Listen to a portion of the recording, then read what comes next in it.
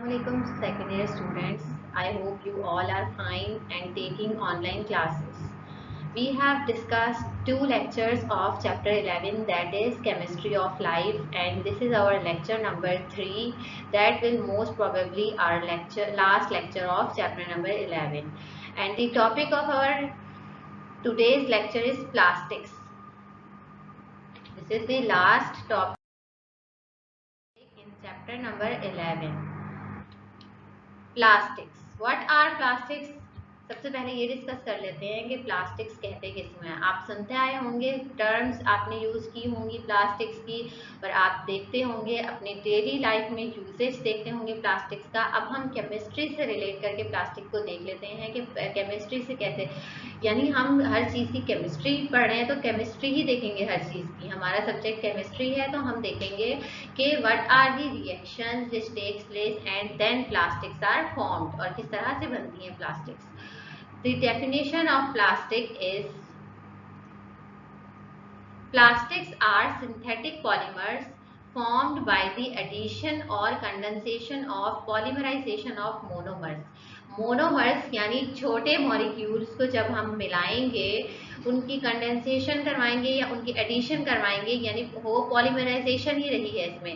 लेकिन जब दो एडिशन होगी, कंडेंसेशन पॉलीमराइजेशन होगी या एडिशन पॉलीमराइजेशन, कंडेंसेशन और एडिशन पॉलीमराइजेशन से जो हम प्लास्टिक्स बनाएंगे वो कैसे बन रहे होते हैं। हमने पॉलीमराइजेशन आपने टर्म पढ़ी होगी, when many monomers join they form polymers. अब हमने चैप्टर नंबर 6 में डिस्कस किया था कि जब छोटे मॉलिक्यूल्स मिलते हैं तो वो बड़ा मॉलिक्यूल बनाते हैं। पॉली मीन्स मैनी एंड मेराइजेशन यानी मर्ज, ये यूनिट्स को कहते हैं। बहुत सारी यूनिट्स मिलेंगे तो वो पॉलीमर्स बना लेंगे। अब प्लास्टिक्स कैसे बनते हैं, प्लास्टिक्स आर हम खुद बनाते हैं प्लास्टिक, इस वजह से इनको सिंथेटिक पॉलीमर्स कहेंगे। सिंथेटिक एक नेचुरल होते हैं, एक सिंथेटिक होते हैं। जो सिंथेटिक होंगे वो मैन मेड होंगे, नेचुरल यानी जो हमें नेचर से मिले। अब हमारे पास प्लास्टिक्स हम सिंथेटिकली यूज़ कर रहे होते हैं, यानी सिंथेटिकली मैन्युफैक्चर हो रही होती हैं तो ही हम यूज़ करते हैं। तो वो कैसे बनती हैं, एडिशन और कंडेंसेशन पॉलीमराइजेशन से। या तो पॉलीमराइजेशन में आपने दो टर्म्स पढ़ी थी, टाइप्स थी पॉलीमराइजेशन की, एडिशन और कंडेंसेशन, तो ये उसी से बिलोंग कर रही हैं, यानी पॉलीमराइजेशन इसमें होगी। तब हमने सिर्फ डेफिनेशन देखी थी पॉलीमराइजेशन की चैप्टर नंबर 6 में, उसी में आपके पास एक एग्जाम्पल दी हुई थी, प्रिपरेशन थी बेसिकली बेकलाइट की। Bakelite is a type of plastic and which was formed by the condensation of formaldehyde with phenol. जब हमने formaldehyde और phenol को कंडेंस करवाया था तो क्या बना हमारे पास, Bakelite, that is the form of plastic. ये वाली प्रिपरेशन आप चैप्टर नंबर 6 में देख सकते हैं अपने पास। अब आपको आई होप पॉलीमराइजेशन समझ आ गया होगा। जब बहुत सारे monomers, mono means one, poly means many, monomers मिलेंगे तो वो मिलके क्या बनाएंगे, पॉलीमर्स। इसी तरह से प्लास्टिक्स की मैन्युफैक्चरिंग होती है।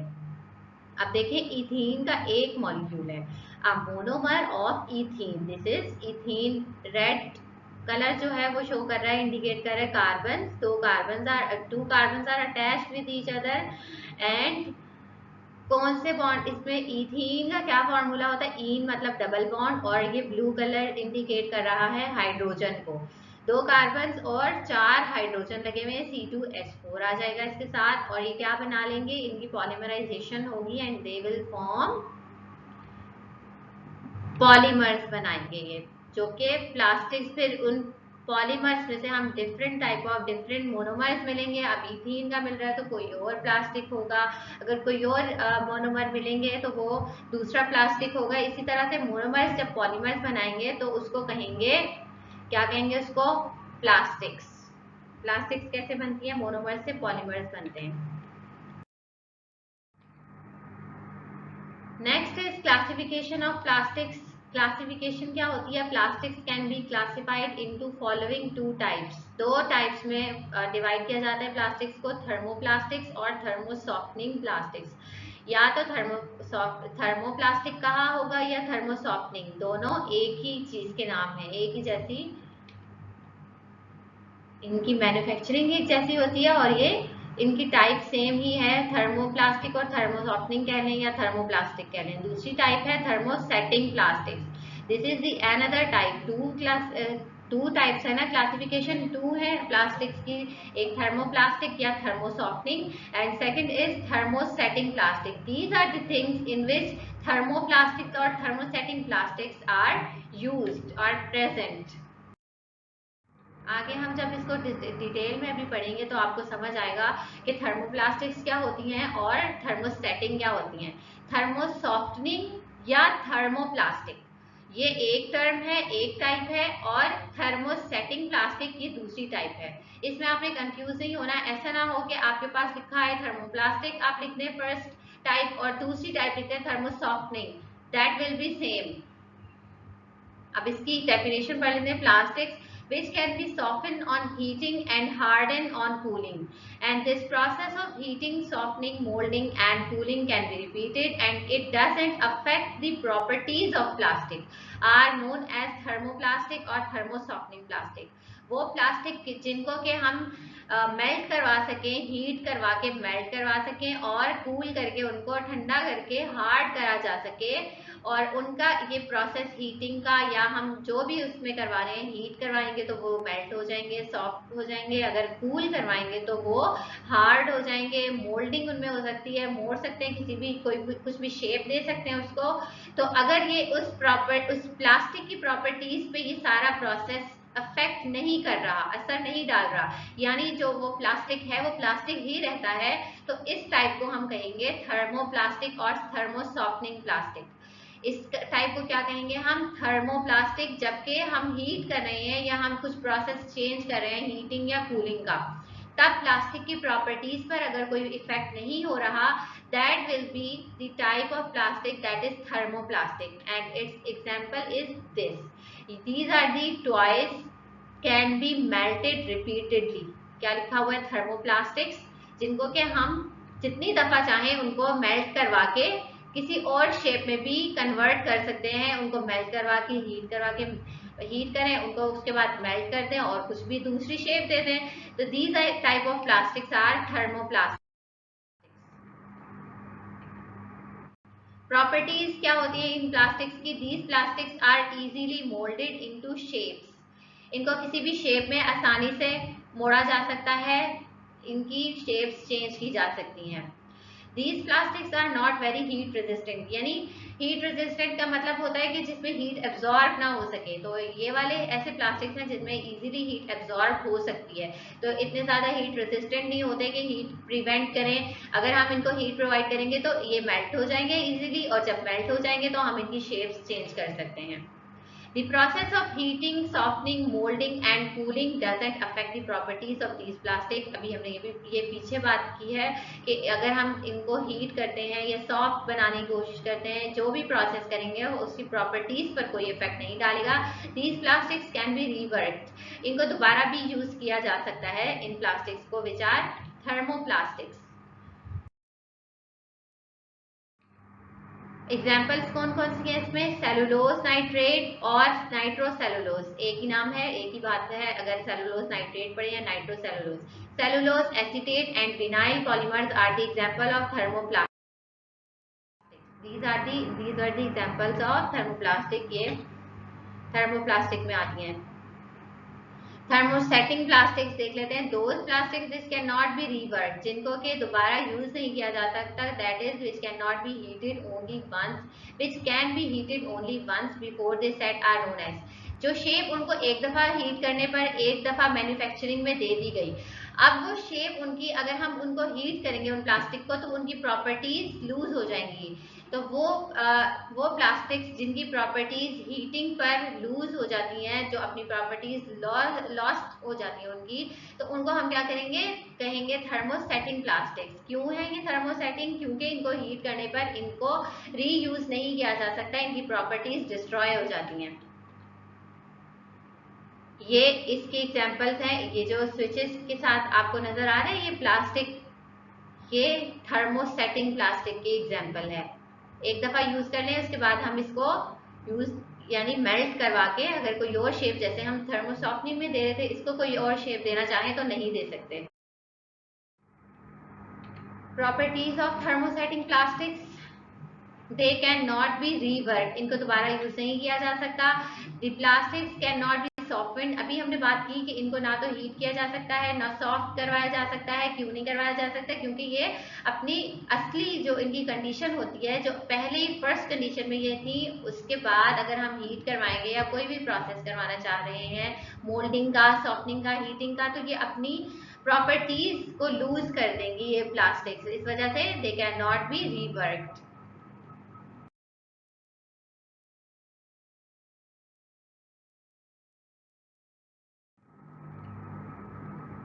Examples phenol, formaldehyde, Formica and Bakelite. अभी मैंने आपको एक एग्जाम्पल दी थी पीछे बेकलाइट की कि फिनोल और फॉर्मल्डिहाइड से हम बनाते हैं urea, formaldehyde, silicones, epoxy resin that is adhesives are the examples of thermosetting plastics.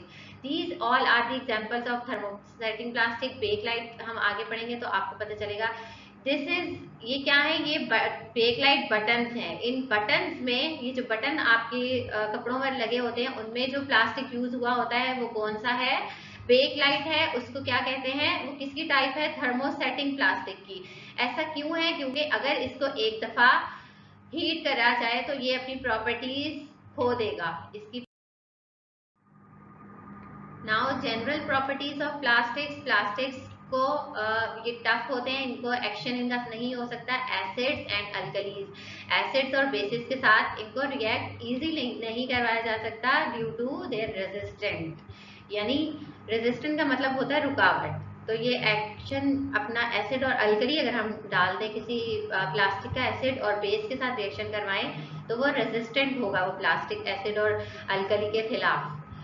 Plastics are not very much affected by the change of temperature. कुछ भी टेम्परेचर चेंज करते रहे आप, थोड़ा बहुत करते तो कुछ फर्क नहीं पड़ेगा प्लास्टिक्स पे। लेकिन अगर आप बहुत ज़्यादा टेम्परेचर प्रोवाइड करते हैं या बहुत ज़्यादा टेम्परेचर इंक्रीज या डिक्रीज कर देते हैं तो फिर प्लास्टिक्स पर इफेक्ट होगा। लेकिन अगर आप मिनिमम टेम्परेचर को चेंज कर रहे हैं तो उससे प्लास्टिक्स पर कोई इफेक्ट नहीं होता। Plastics can easily be molded and deformed, due to which articles of any desired shape and form can be manufactured. Plastics की एक क्वालिटी ये होती है कि इनको आराम से, जैसे हमने थर्मोसॉफ्टनिंग प्लास्टिक में पढ़ा कि उसमें मोल्डेड और हीटिंग आराम से हो सकती है, तो इनको मोल्डिंग करवाई जा सकती है इनकी हीट करवा के, तो इनकी दूसरी शेप्स भी बनाई जा सकती हैं। इनकी एक क्वालिटी ये है कि इनको एक शेप से दूसरी शेप में कन्वर्ट किया जा सकता है जब मैन्युफैक्चर कर रहे हैं।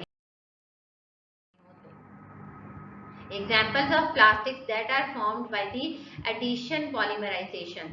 हमने पॉलीमराइजेशन में दो टाइप्स पढ़ी थी।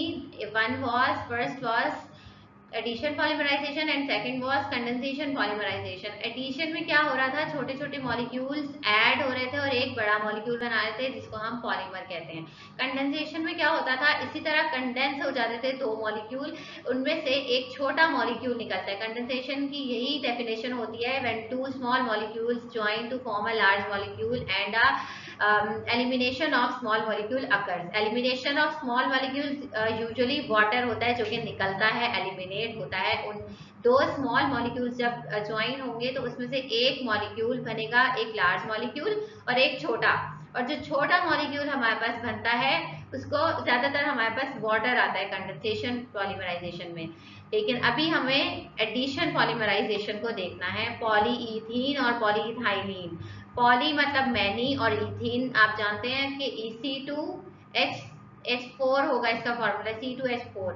क्यों H4 होगा? ईन की वजह से डबल बॉन्ड प्रेजेंट होगा। इसमें है C2H4, हाइड्रोजन 4 है और कार्बन 2 है, that's why it is ethene. And poly N represents this, N represents number. हमें नहीं पता कि कितने इथीन के मॉलिक्यूल्स पार्टिसिपेट करेंगे, और पॉलीमराइजेशन मतलब ये मोनोमर है, एक मॉलिक्यूल है ना, अब पता नहीं कितने होंगे, प्लस कराते जाएंगे उसमें, दूसरा मोनोमर ऐड करवाएंगे इथीन का, तीसरा चौथा, हजारों भी हो सकते हैं, तो हमें नहीं पता कि कितने लिए, इसलिए हमने यहाँ पर जनरली इसको रिप्रेजेंट कर दिया N से। अब क्या होगा? इसमें पॉलीमर बन जाएगा एक ही मॉलिक्यूल, ये सब एक ही चेन से कनेक्टेड है, यानी बॉन्ड से कनेक्टेड है, एक ही चेन के मॉलिक्यूल्स है, और बाहर N लिख दिया। हमें नहीं पता कि इसमें कितने कार्बन है, जितने कार्बन पार्टिसिपेट करेंगे यहाँ पर भी उतने ही कार्बन होंगे जितना यहाँ पर हम n लेंगे। A large number of ethene molecule polymerizes to give larger molecule called polyethene और polyethylene। इथीन या इथाइलीन एक ही बात है। जब एक इथीन का यानी बहुत सारे इथीन के मॉलिक्यूल्स मिलेंगे तो वो क्या बनाएंगे, मोनोमर्स मिलेंगे। इस टेम्परेचर और प्रेशर पर 200 degree centigrade temperature and 1000 atmosphere pressure पर हम जब ये कंडीशंस प्रोवाइड करेंगे तो पॉलीमराइजेशन होगी। पॉलीमराइजेशन से एक लार्ज मॉलिक्यूल यानी कि पॉलीमर बन जाएगा, जो कि किसकी एग्जाम्पल है, प्लास्टिक्स की। और ये सारी चीजें हैं जिसमें पॉलीथीन यूज होता है इन बॉटल्स में। ये जो बॉटल है इनमें ये पॉलीथीन की बनी होती है। It is the most common plastic use to form polythene bags and to package foods. और कहाँ यूज हो रहा होता है, बैग्स, जो हमारे पास बैग्स आ रहे होते हैं, कौन से बैग, पॉलीथीन शॉपर बैग्स होते हैं ना आपके पास, जिसमें आप सामान वगैरह लाते हैं शॉप से, उनमें वो जो शॉपर बने होते हैं वो पॉलीइथीन के बने होते हैं। और पैकेज फूड्स जिसमें आपका फूड पैक होता है, they are made up of polyethene plastic.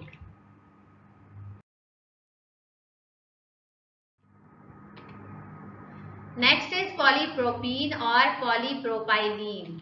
एक ही बात है, बस आपने पढ़ा होगा प्रोप का मतलब क्या होता है, प्रोपेन पढ़ते हैं ना, propane, propene, propyne, 3 carbon. 3 carbon के मोनोमर्स जो है, एक चेन होगी 3 कार्बन की, उसके बहुत सारे मोनोमर्स मिलके क्या बना लेंगे, पॉलीमर। ये देखें एक चेन है 3 कार्बन की, 3 कार्बन कैसे हो रहे हैं, ऐसे। कार्बन फर्स्ट और second carbon are attached with through double bond and this is through single bond. तो कार्बन कितने हो गए, 3 हो गए। उसके बाद ये है क्या, हमें नहीं पता कि कितने मॉलिक्यूल्स हैं, कितने मोनोमर्स हैं प्रोपीन के, और वो मिलके क्या बनाएंगे, पॉलीप्रोपीन, दैट इज पॉलीमर। अब कौन सा पॉलीमर है, polypropene, that is used in these plastics. ये जो आपके पास बॉटल्स के कैप्स होते हैं, इनमें जो प्लास्टिक होती है वो होती है polypropene. Is superior to polythene. Polypropene is superior to polyethylene. अभी हमने पीछे पॉलीइथाइलीन पढ़ा था जिसमें 2 कार्बन थे, ईथ मतलब 2 कार्बन। और अब इन्होंने क्या कहा है, यहाँ पर क्या बात की है, पॉलीप्रोपीन जो है वो सुपीरियर होता है पॉलीइथाइलीन के, यानी उसकी प्रॉपर्टीज ज्यादा अच्छी होती हैं पॉलीप्रोपीन की। जबकि पॉलीइथाइलीन से अगर हम कंपेयर करते हैं तो पॉलीइथाइलीन की प्रॉपर्टीज पॉलीप्रोपीन से कम होती हैं और पॉलीप्रोपीन को सुपीरियर कंसीडर किया जाता है in its resistant and breakage and to temperature. It is used to make plastic bottles. Plastic bottles के कैप्स में या प्लास्टिक की बॉटल्स में जो प्लास्टिक यूज हो रहा होता है, दैट इज पॉलीप्रोपीन।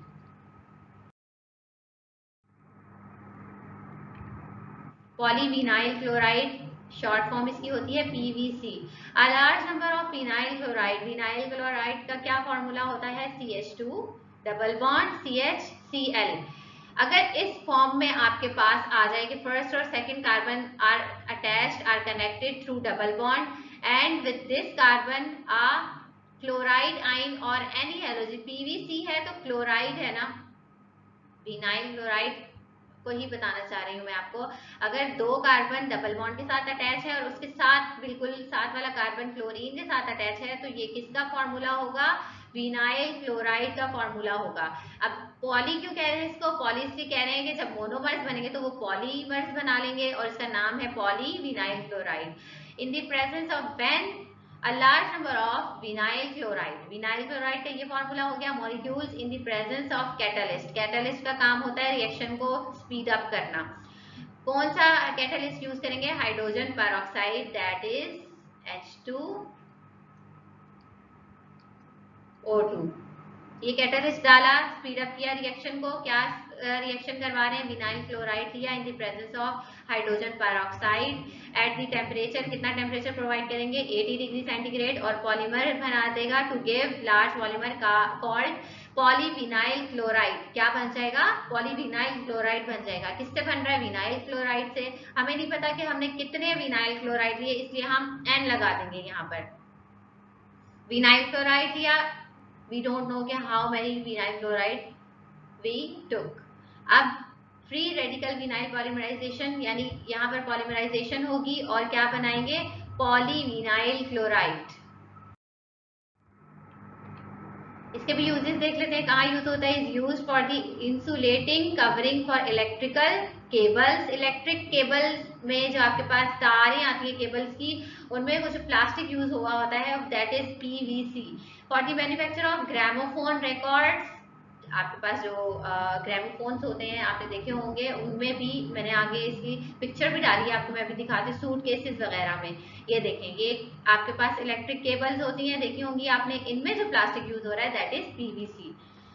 यहाँ पर देखें, इन सारी चीजों में जो आपको प्लास्टिक्स नजर आ रहे हैं दैट इज पीवीसी। प्लास्टिक की कौन सी टाइप है, पॉलीविनाइल क्लोराइड है इन सारी चीजों में। विंडोज, फ्लोरिंग यानी फर्श में जो यूज हो रहा होता है, रूफ्स वगैरह में, लेजर में, मेडिकल वगैरह की चीजों में, मेडिकेशन की जो चीजें होती हैं उनमें जो प्लास्टिक होता है दैट इज पीवीसी।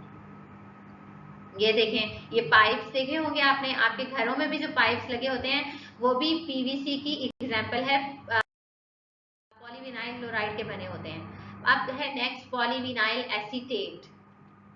एसीटेट मतलब COOCH3। विनाइल वही वाला ग्रुप रहेगा, वहां पर क्लोराइड था, यहाँ पर एसीटेट ग्रुप आ गया। एसीटेट ग्रुप क्या होता है, ये वाला ग्रुप होता है CH3COO,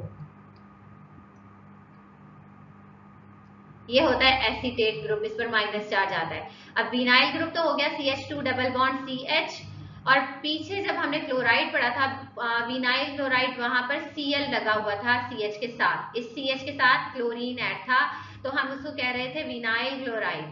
यहाँ पर क्या है, CH2 डबल बॉन्ड CH और CH3COO यानी एसीटेट ग्रुप अटैच है, दिस इज एसीटेट ग्रुप, तो इसको कहेंगे विनाइल एसीटेट। जब बहुत सारे विनाइल एसीटेट मिलेंगे तो वो क्या बनाएंगे, poly vinyl acetate. This is the process of polymerization. अब यूजेस कहाँ होते हैं PVA के, is use in the manufacture of chewing gums. आप जो बबल गम चबाते हैं उसमें PVA प्रेजेंट होता है। And in water proofing of textiles, यानी अगर कपड़ों को हमने टेक्सटाइल्स अगर वाटर प्रूफ बनाने हैं उसमें भी प्लास्टिक यूज करेंगे, दैट विल बी PVA। और किसमें यूज होता है, इन दीज प्लास्टिक्स। आपने देखा होगा ये प्लास्टिक्स आपके घर की, हमारे यहाँ पर तो इतना यूज नहीं होता, ये चाइना में इस तरह की छतें यूज की जाती हैं, रूफ्स, उसमें भी इस तरह का प्लास्टिक यूज किया जाता है जो कि बना होता है PVA से। और ग्लू में यूज होता है, ग्लू आपके पास जो आती है उसमें PVA प्रेजेंट होता है। Now these are the examples of plastics which are formed by the condensation polymerization. Condensation polymerization हमने पहले डिस्कस की, जब दो स्मॉल मॉलिक्यूल्स कंबाइन होंगे तो वो एक लार्ज मॉलिक्यूल बनाएंगे और उसमें से एक स्मॉल मॉलिक्यूल एलिमिनेट होगा। अभी जब जितनी भी एग्जांपल्स हमने देखी वो सारी एडिशन पॉलीमराइजेशन की थी। छोटे छोटे मोनोमर्स मिलके एक मॉलिक्यूल बना रहे थे, एक पॉलीमर बना रहे थे जो कि बहुत बड़ा मॉलिक्यूल था, उसमें से कोई एलिमिनेशन नहीं हो रही थी।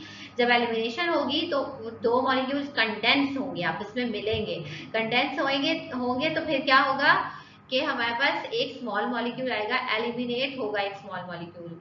कैसे, बेकलाइट की एग्जांपल लेते हैं। इसमें Bakelite is the condensation polymer of phenol and formaldehyde.